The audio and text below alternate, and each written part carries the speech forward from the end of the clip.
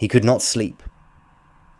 The house at Admiralty Annex was quiet, the kind of dishonest quiet that follows days of screaming headlines. Outside, the city held its breath. German panzers had crashed through the Ardennes that morning. Holland was collapsing. Belgium had fallen. The British Expeditionary Force, 300,000 men, stood with their backs to the Channel, and nothing but French earth between them and the largest military machine the world had ever seen. Churchill sat in his dressing gown at a small writing table. The clock read 2:30. Beside him lay a half-empty glass of brandy and a dispatch box still warm from the fingers of his predecessor, Neville Chamberlain, a man who had trusted him about as far as he could throw the Admiralty building. He had become Prime Minister 48 hours ago. 48 hours, and already the maps were bleeding red. The thing gnawing at him was not the military situation, though that was catastrophic. It was not the weight of command, though that pressed like a stone on his diaphragm.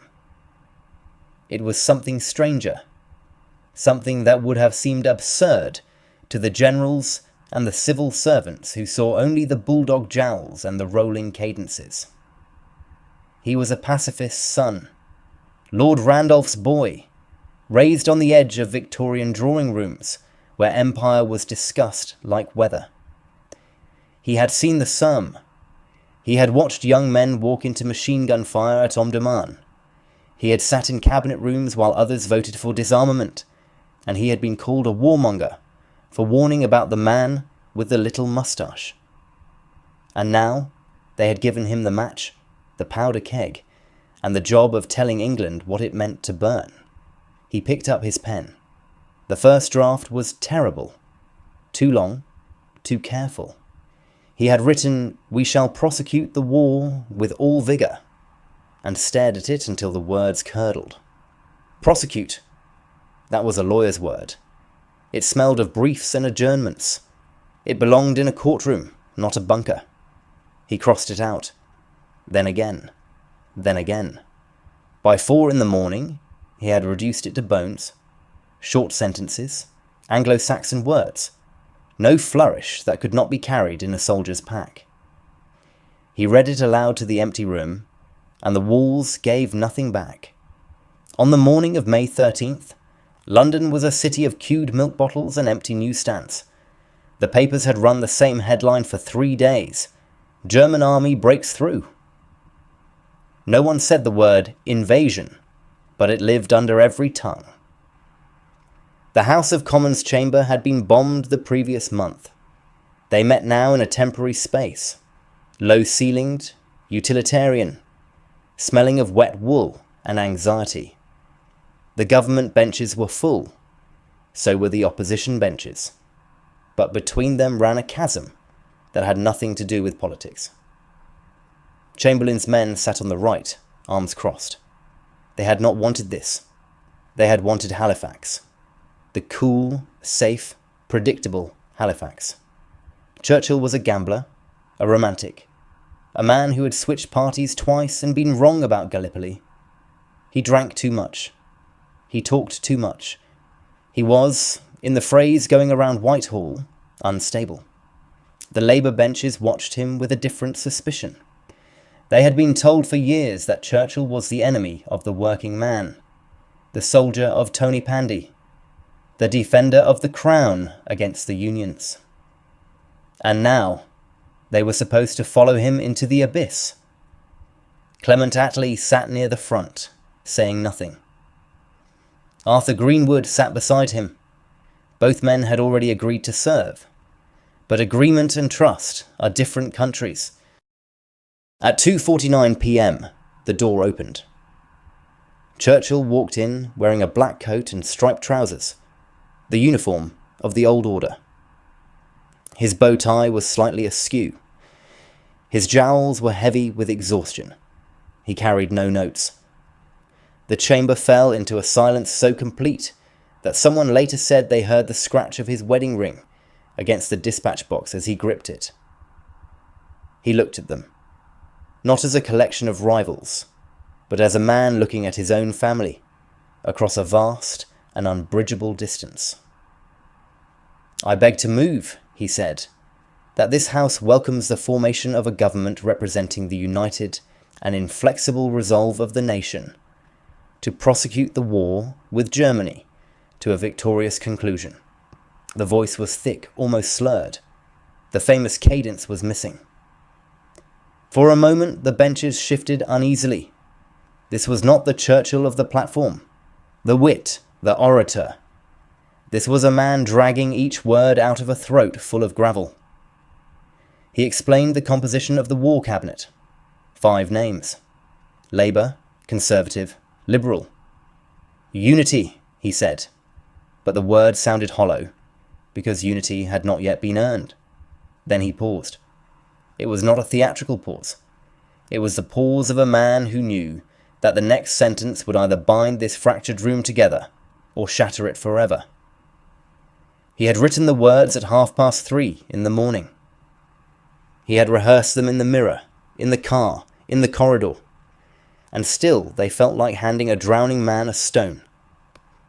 "I would say to the House," he said, "as I said to those who have joined this government, I have nothing to offer but blood, toil, tears, and sweat." The words landed like stones dropped into still water. No cheering, no applause, just a slow ripple of comprehension moving across the benches. Blood, not metaphor. The real stuff, pooling in French ditches and Norwegian snow. Toil, the grinding, unglamorous work of survival. The factories, the fields, the endless nights. Tears. He had said it. The man had said tears. In the House of Commons, where men did not cry, where emotion was weakness, where stiff upper lips were forged like armour. He had named grief aloud. Sweat. The body's confession. The admission that there would be no clean victory, no swift parade, no glory without exhaustion. He did not wait for them to respond. "We have before us an ordeal of the most grievous kind. We have before us many, many long months of struggle and of suffering. Many, many." The repetition was not rhetoric. It was arithmetic. He was counting the months they could not yet see. He turned slightly, as if addressing the doubters on his left. "You ask, what is our policy? I can say, it is to wage war, by sea, land, and air, with all our might, and with all the strength that God can give us, to wage war against a monstrous tyranny, never surpassed in the dark, lamentable catalogue of human crime. That is our policy. Monstrous tyranny. Not Germany, not the German people, the tyranny. Precision disguised as passion." He was leaving a door open for the future, even as he barred it against the present. He turned again, now to the right, to the men who still missed Chamberlain's careful hands. "You ask, what is our aim? I can answer in one word. It is victory. Victory at all costs. Victory in spite of all terror. Victory, however long and hard the road may be. For without victory, there is no survival. Victory at all costs."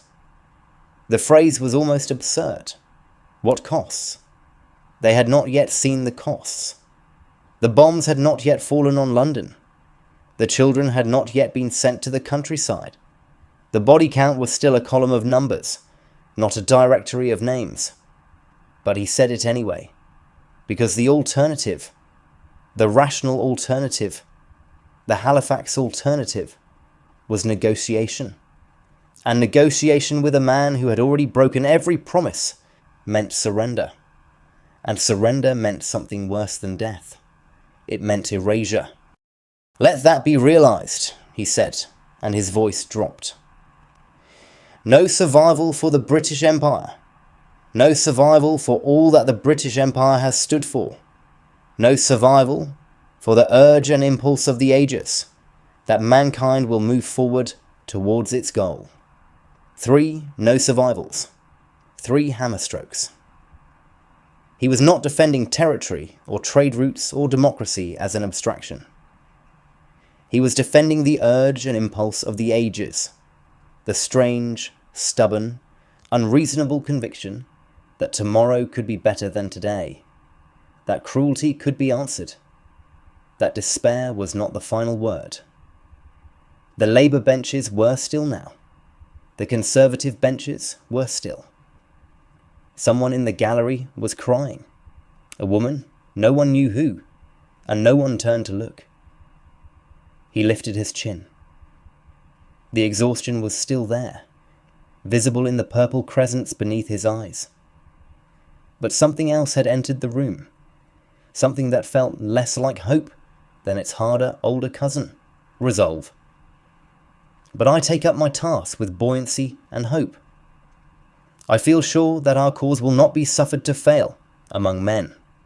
Buoyancy, a strange word for a man who had just promised blood. But buoyancy is not optimism. Buoyancy is the thing that keeps a ship afloat when water is already coming over the gunwales. It is not the belief that the storm will pass. It is the decision to keep pumping. At this time I feel entitled to claim the aid of all, and I say, come then, let us go forward together with our united strength. He sat down. For 3 seconds, no one moved. Then Labour benches erupted. Not the polite applause of the Commons, but a raw, ragged, desperate roar. Men who had spent years calling Churchill a reactionary, a warmonger, a dangerous anachronism. They were on their feet, shouting, some crying. Arthur Greenwood was weeping openly. Attlee's face was wet. The Conservative benches took longer. They rose slowly, reluctantly, like men waking from a bad dream. But they rose. Churchill sat motionless. Someone later said he looked like a man who had just been told his child was safe. The relief was not in his face. His face showed nothing, but in his hands, which had stopped gripping the dispatch box and now lay flat against the wood, palms down, as if steadying himself against the earth's pull. He left the chamber alone. In the corridor, General Ismay fell into step beside him. Poor people, Churchill said. Poor, poor people. They trust me, and I can give them nothing but disaster for quite a long time. Ismay said nothing. There was nothing to say.